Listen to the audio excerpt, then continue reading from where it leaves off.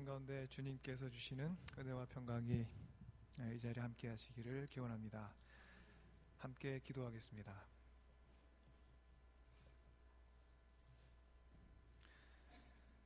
주님, 같은 잘못을 수없이 반복해 하는 저희들이지만 저희를 먼저 책망하기에 앞서 사랑으로 기다리시는 주님, 이 시간 그 기다림의 품으로 나왔습니다. 아버지 하나님, 특별히 저희 가운데 힘들 때 서로를 격려하고 또 저희의 길이 잘못된 길을 걷고 있을 때 서로를 용기 내게 하고 힘이 되어줄 수 있는 귀한 신앙의 보금자리 북부 보스턴 교회를 저희 모두에게 허락하심을 감사드립니다. 아버지 하나님,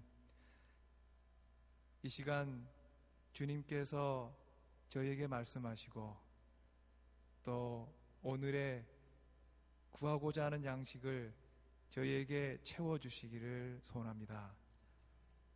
저희가 주님의 귀한 음성을 들을 때에 저희 마음속에 그 음성을 품게 하시고 지금 이 자리로부터 저희 삶의 작은 변화가 시작될 수 있도록 저희에게 함께하여 주시옵소서. 모든 것을 주님께 맡기오며 예수 그리스도 이름으로 기도드립니다. 아멘.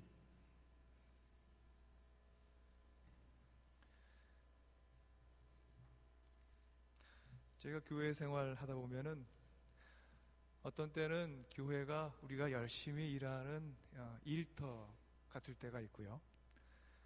또 어떤 때는 저희가 하루의 일과를 마치고 돌아가서 쉬게 되는 집과 같은 때가 있습니다.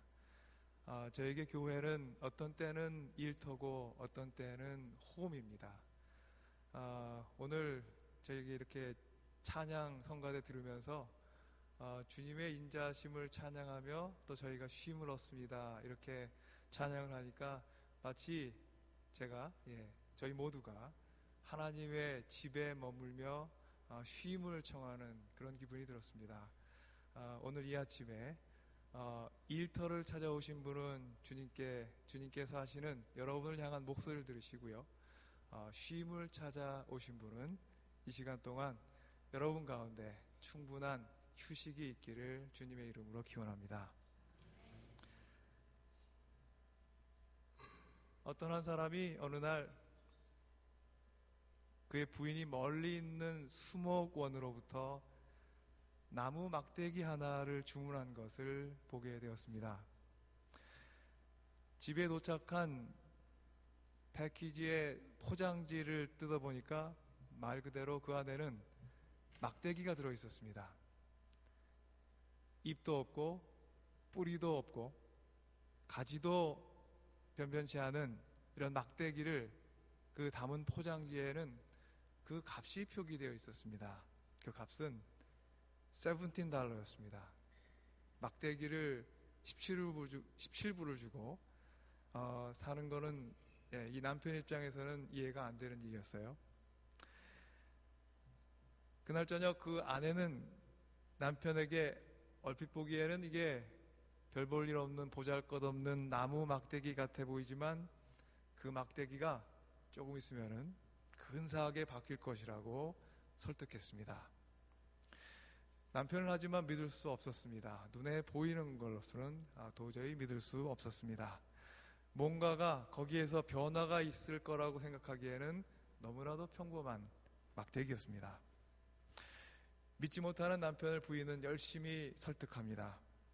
그 막대기를 양분이 충분한 땅에 심어 물을 주면 그 막대기가 자라서 나무가 되고 그래서 그 나무로부터 뭔가가 변화가 있을 거라고 설득했습니다.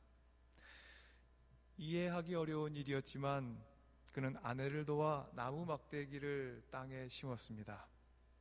그리고 몇 달 후 그는 그 나뭇가지에서 싹이 돋고 가지가 피어나고 잎이 나와서 아름다운 장미가 피어나게 된 것을 목격하게 됩니다. 마른 나무 막대기가 심겨졌던 자리에 초록의 잎과 아름다운 장미꽃이 그 자리를 덮게 되었습니다. 이 이야기에서 우리는 나무 막대기 안에 얼핏 보기에는 보이지 않지만 생명의 씨앗이 숨겨져 있음을 알게 됩니다. 한눈에 보기에는 생명이 없는 마른 나무 막대기였으나 그 막대기는 죽은 나무가 아닌 살아있는 생명체였고 살아있는 나무였습니다. 마른 나무 막대기를 땅에 심는 것 또한 소용없는 일 같았지만 결국 그 노동은 그 결실을 얻게 됩니다. 우리 모두에게는 우리의 육안으로 볼 때 확실한 것에만 노력을 쏟고 소중히 여기고자 하는 마음이 있습니다. 우리의 눈과 우리의 생각과 이성으로 확인 가능한 희망과 가능성에만 우리의 마음과 인생은 반응합니다. 우리의 눈으로 보기에 부정적이면 우리는 희망과 소망을 접고 미래에 대해 비관하는 경향이 있습니다. 이런 본성 때문에 우리는 쉽게 육신의 삶에 얽매이며 살아가게 됩니다. 시시때때로 불안해지는 삶에 대처하기 위해 물질적인 부요함과 육신의 삶의 부유함에 우리의 삶이 의존합니다. 물질적으로 안정되지 않으면 불안해하고 물질적으로 안정되면 그 안정됨을 지켜가고자 많은 노력을 기울입니다. 오늘 함께 묵상한 복음서에서 예수께서 한 부자에 관한 우화를 저희에게 들려주셨습니다. 한 부자가 운영하던 농장에서 어느 해 아주 많은 소출을 수확했습니다. 부자는 그 소출을 보고 고민합니다. 내 이 많은 소출을 쌓아둘 곳이 없으니 어떻게 할까? 그는 혼자에게 말합니다. 이렇게 해야겠다. 내 곡간을 헐고서 더 크게 짓고 내 곡식과 물건들을 다 거기다 쌓아두겠다. 그리고 내 영혼에게 말하겠다. 영혼아, 여러 해 동안 쓸 많은 물건을 쌓아두었으니 너는 마음 먹고 마시고 즐거워해라. 하나님께서는 그의 어리석은 생각을 바로잡으시고자 아주 강한 어조로 말씀하셨습니다. 어리석은 사람아, 오늘 밤에 내 영혼을 내게서 도로 찾을 것이다. 그러면 내가 장만한 것들이 누구의 것이 되겠느냐? 예수님의 비유는 좁은 안목으로 사는 세상살이의 위험성을 지적해 줍니다. 비유 속에서 부자는 자기 중심적인 생각에 얽매여 있었기 때문에 나의 소출, 나만의 공간, 나만의 곳간, 나 자신의 삶, 이런 것 외에는 다른 곳에 관심을 두지 못했습니다. 그는 또한 좁은 시각으로 세상을 살게 된 나머지 물질적인 필요 외에는 다른 곳에 관심을 쏟지 못합니다. 하나님께서는 삶과 죽음 모두를 관장하시는 생명의 주님이십니다. 또한 땅의 모든 소출을 주관하시는 창조주 하나님이십니다. 땅의 모든 소출은 하나님에 의해 지음받았고 하나님의 손길을 따라 그 많고 적음이 결정됩니다. 오늘 말씀에서 전도서 기자는 그래서 이렇게 말합니다.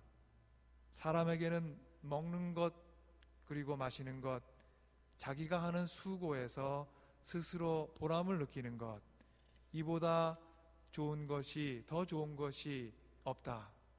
하지만 알고 보니 이것도 하나님이 주시는 것, 그분께서 주시지 않고서야 누가 먹을 수 있으며 누가 즐길 수 있겠는가? 하지만 예수님 비유에 나오는 이 부자는 자신의 얻은 풍요로운 소출이 하나님께로부터, 하나님의 손길로부터 비롯되었음을 이 시간 기억하지 못합니다.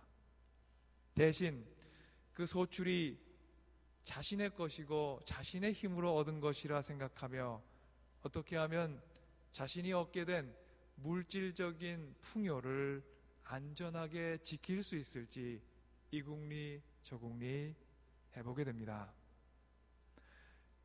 그러나 그가 잊지 말아야 될 것이 있습니다.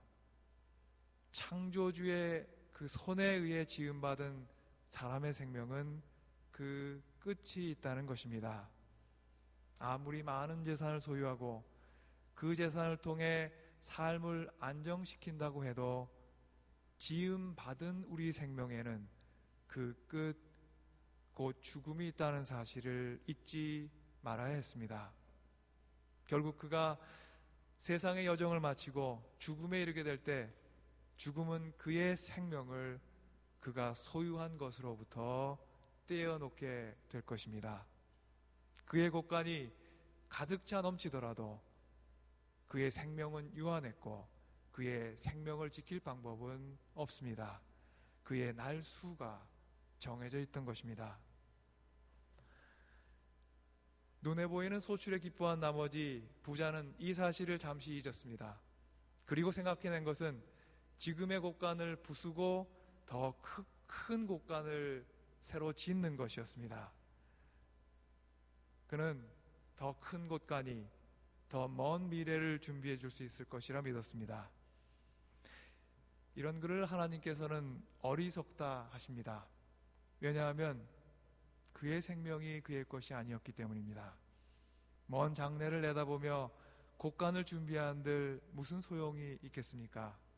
한치 앞을 내다볼 수 없는 것이 사람의 인생이요 생명일진데 부자는 먼 장래를 대비하며 지금 있는 곳간을 부수고 더 큰 곳간을 지으려 했습니다. 그가 걱정한 것은 먼 내일이었으나 하나님께서는 바로 그의 오늘을 걱정하십니다. 그렇다면 우리는 인생을 어찌 살면 되겠습니까? 우리 인생살이에서 물질적인 풍요로움이 궁극적으로는 우리에게 중요한 것이 아니라면 우리 인생의 궁극적인 희망과 기대와 소망은 어디에 두어야 할까요? 오늘 우리 가운데 주신 복음서의 가르침에서 예수님께서는 우리에게 필요한 것을 말씀해 주십니다. 그것은 자신을 위한 재물을 쌓아놓는 대신에 하나님께 대하여 부요한 삶을 사는 것입니다. 하나님께 대하여 부요한 삶이란 그리스도께서 우리 가운데 하신 일들을 통해 하나님과 늘 연결된 삶을 살아가는 것입니다. 우리를 만드시고 우리에게 입김을 불어넣어 주시고 우리를 살게끔 하시고 우리를 살피시고 그리고 구원하시는 하나님과 늘 소통하는 삶을 사는 것이 하나님께 대하여 부요한 삶입니다. 우리를 구원하시는 하나님께서 그 아들 예수 그리스도를 우리에게 보내주셨고 우리 가운데 함께 먹고 나누고 함께 마시며 살게 하셨고 우리와 더불어 하나님 나라를 위해 열심히 일하게 하셨습니다. 특별히 십자가에 달려 돌아가시면서 이 세상 가운데 저희 삶 가운데 영원한 생명과 부활의 소망을 선물해 주셨습니다. 예수님께서 사셨던 그 당시에 십자가는 사람 목숨을 빼앗아가는 죽은 마른 나무가지였습니다. 잎도 없고 뿌리도 없고 열매도 없는 죽은 나무가지인 십자가는 살림과는 거리가 먼 죽임을 위한 도구였습니다. 이 십자가 위에 예수 그리스도께서는 참 생명의 씨앗을 심으십니다. 아무도 십자가가 세상의 텃밭에 심겨졌을 때 그 이후 일어날 일을 도무지 짐작할 수 없었습니다. 사람들의 육 안에 들어온 십자가는 생명과는 거리가 먼 죽임을 위한 형틀이었습니다. 그러나 세상에서 가장 아름다운 열매와 꽃과 향기가 십자가로부터 피어납니다. 눈먼 사람의 눈을 뜨게 하는 기적의 사랑이 십자가에서 시작되었습니다. 듣지 못하는 사람의 귀가 열리는 기쁨이 십자가에서 시작되었습니다. 돌과 같이 굳은 마음으로 살던 사람의 마음이 녹아내려 낯선 세상을 향해, 그리고 알지 못하던 낯선 사람을 향해 그리스도의 사랑을 품고 다가가는 복음의 구원의 역사가 바로 십자가에서 예수님과 함께 시작되었습니다. 죽음과 고통의 상징인 십자가가 그리스도의 사랑과 희생이라는 비옥한 땅에 심겨졌고 그리스도의 사랑을 만났을 때 우리 세상 이 한가운데에는 살림과 생명의 새로운 역사가 시작되었습니다. 부요한 삶과 십자가, 이 둘이 언뜻 보기에는 어울리지 않아 보이는 조합입니다. 그런데 우리 모두는 아주 오랜 동안 참된 부요함이 십자가로부터 비롯되었다고 우리 모두는 믿고 살아오고 있습니다. 왜일까요? 죽음과 생명의 경계가 바로 십자가에서 무너졌기 때문입니다. 끝이라고 여겼던 곳에서 새로운 시작이 비롯되었고, 바로 새로운 시작이 그 안에 숨겨져 있었기 때문입니다. 길이 끝난 곳에서 새로운 길이 시작되었기 때문입니다. 정호승 시인은 그의 시 봄길에서 우리 가운데 이와 같이 벌어지는 시작과 끝, 죽음과 삶의 오묘한 만남, 그 만남에 대해서 이렇게 노래합니다. 봄길이라는 시입니다. 길이 끝나는 곳에서도 길이 있다. 길이 끝나는 곳에서도 길이 되는 사람이 있다. 스스로 봄길이 되어 끝없이 걸어가는 사람이 있다. 강물은 흐르다가 멈추고 새들은 날아가 돌아오지 않고 하늘과 땅 사이의 모든 꽃잎은 흩어져도 보라, 사랑이 끝난 곳에서도 사랑으로 남아있는 사람이 있다. 스스로 사랑이 되어 한없이 봄길을 걸어가는 사람이 있다. 그리스도 예수께서는 십자가에서 생을 마치셨습니다. 사람들은 예수의 삶도 그의 사역도 그 끝에 이르렀다고 생각했습니다. 예수를 십자가에 매달리게 한 사람들에게나 예수를 따르며 인생의 길과 새로운 시작을 찾고자 했던 이들 모두에게 십자가는 길의 끝을 의미했습니다. 하지만 끝이라 여겼던 그 자리로부터 생명의 봄이 피어납니다. 예수께서는 스스로 봄길이 되어 땅과 하늘을 잇는 새로운 길을 우리의 앞서 걸어가셨습니다. 땅과 하늘 사이에 있어 땅에 사는 우리 앞을 지나쳐 스스로 사랑이 되어 한없이 봄길을, 생명의 길을 걸어가셨습니다. 우리 앞을 흐르는 강은 아무리 큰 강이라도 그 끝에 이르렀을 때 흐름을 멈추게 됩니다. 우리의 인생을 찾아오는, 아침마다 찾아오는 새들도 시절을 따라 언젠가는 날아가 버리고 맙니다. 우리가 바라보는 하늘과 우리 서 있는 땅 사이를 화려하게 수놓은 꽃잎도 바람에 날려 흩어집니다. 세상의 모든 아름다움에는 끝이 있으나 그리스도께서는 스스로 새로운 길이 되어 끝없이 걸어가셨습니다.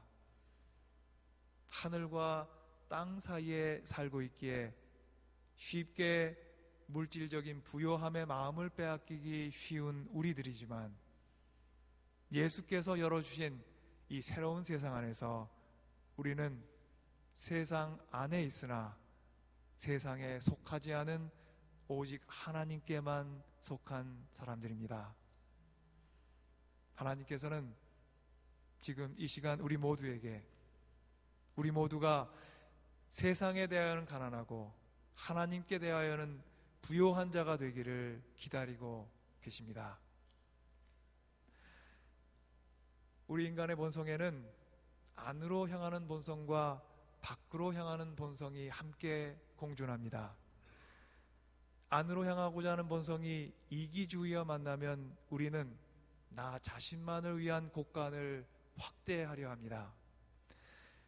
밖으로 향하는 본성이 하나님의 은혜와 사랑을 만나면 우리는 하나님께 대하여 부요한 자가 됩니다. 우리가 얼마 전 살펴본 선한 사마리아 사람은 자신의 가진 것과 자신의 시간을 길에서 만난 이웃을 위해 사용했습니다. 하나님께 대하여 부요한 삶을 산 좋은 예입니다. 내 곳간에 빈 곳이 조금 생겨도 근심하지 않고 내가 만난 이웃에게, 지금 처음 본 이웃에게 내 것을 나눠주는 것은 하나님께 대하여 부요한 삶입니다. 하던 일을 멈추고 예수님 발 아래 앉아서 내게 주시던 말씀을 조용히 경청했던 마리아 역시 하나님께 대하여 부요한 삶을 산 또 다른 좋은 예입니다. 하나님은 우리와 소통하기 원하시고 하나님과의 소통은 우리의 들음에서 시작됩니다. 들으려 하지 않으면 하나님의 뜻을 알 수 없으며 하나님의 뜻을 알지 못하면 하나님과의 소통 역시 힘들어집니다. 하지만 하나님과 소통하는 영혼은 부요합니다. 하나님과 소통하는 영혼을 소유한 사람 역시 부요합니다. 뻐꾸기 둥지로 날아간 새, 이 소설을 쓴 켄 케이시가 이런 말을 남겼습니다. 아무리 어리석은 사람도 사과 하나에 몇 개의 씨앗이 사과씨가 들어있는지를 셀 수 있다. 그러나 아무리 지혜롭고 똑똑한 사람도 하나의 사과씨에서 몇 개의 사과가 열릴지는 셀 수 없다.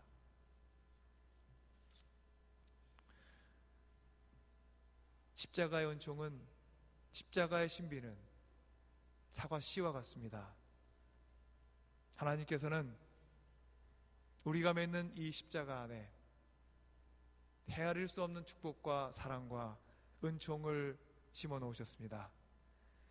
십자가로부터 얼마나 많은 축복의 열매가 열릴지 이 세상에 아무리 지혜로운 사람도 그 수를 헤아릴 수는 없습니다.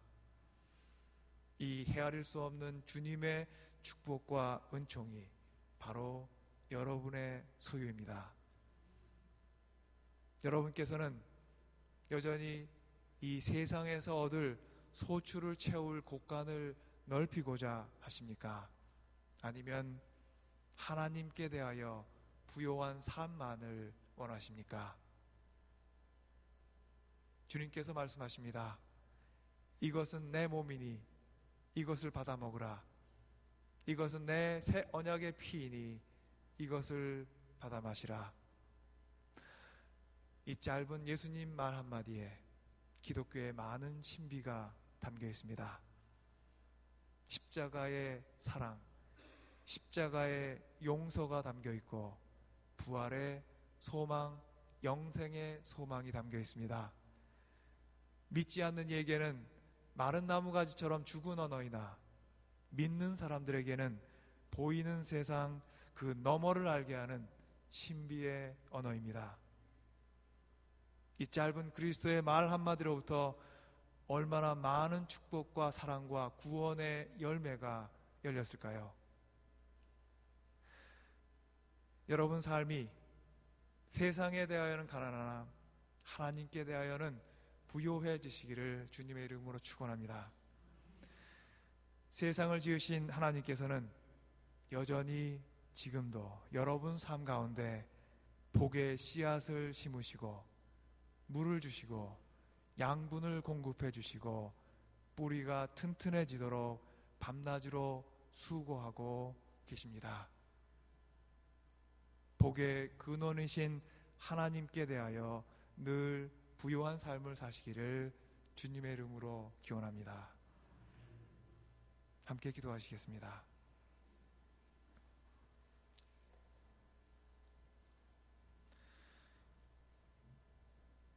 자비로우신 주님, 한 발자국 앞을 모르는 인생이기에 우리 인생을 지켜줄 확실한 방피와 창을 갖고 싶어하는 우리의 약한 본성을 주여 긍휼히 여겨 주시옵소서.